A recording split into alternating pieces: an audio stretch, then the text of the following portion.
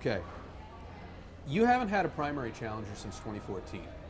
Up until yesterday, you had 4, and the perception by many is that you've jumped out of your party to avoid a primary fight. Is that a valid criticism? No, that's a primary I can win and would win. You have a lot of people dividing up the pro-Trump vote, saying they are owing their allegiance to Donald Trump. And I'm telling people my allegiance is to the Constitution and the people of the district. And I think it's easy to see which position wins out in a primary. Because we've seen this happen before. On the Democratic side, Joe Lieberman lost a primary and then he became an independent and won his seat. So we've seen this happen before. So can you understand why people maybe think that's what you're doing? Yeah, for me it was just being fed up with this system. This is something that I've been thinking about for a long time.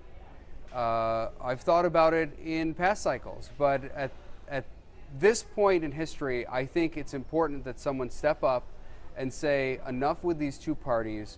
We need someone to go and set an example for people and be a representative for everyone. And the problem I faced as a Republican was there were a lot of people in this district who, no matter how independent I was, no matter what I did to represent everyone, would always label me with the same brush as everyone else and say, well, you're a Republican and I don't trust you. And I want to break that cycle of mistrust. I want people to see that I'm going there to represent the entire district, the entire community, to follow the Constitution, and also try to help get people to change their mindset about things. That not every Republican is bad, not every Democrat is bad.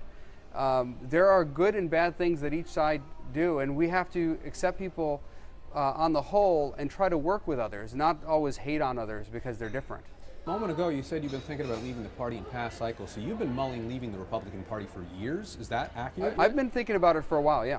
When did you finally make the decision, I'm leaving? In recent weeks and months, I'd say it's become more clear to me that we need a new direction. So certainly in the most recent Congress, in this current Congress, is where I got to the point where I said, you know, I don't think I can keep doing it the way I've been doing it. I think I have to try something else to try to make a difference in a different way. Was it before or after the release of the Mueller report?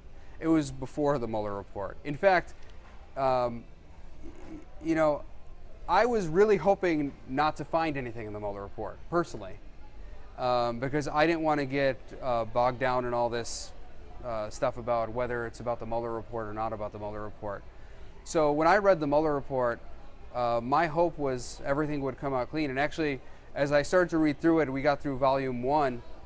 You know, my staff and I were reading it, each of us, and I thought, okay, well, there's nothing too problematic for the president himself here. But then as I went into volume 2, with the 10 or 11, with the obstruction of justice, evidence that was presented, it got to the point where I said there is a real problem here. There's a pattern of behavior. There's clear evidence that would be indictable, and I don't really have any choice but to say what is right, and that's that there was impeachable conduct. So I didn't really want to. I was hoping to find nothing in there. I really didn't want to go down that road, but. Look, I have a responsibility to my constituents to say what's right, and I would have loved to have found nothing in there and still become an independent.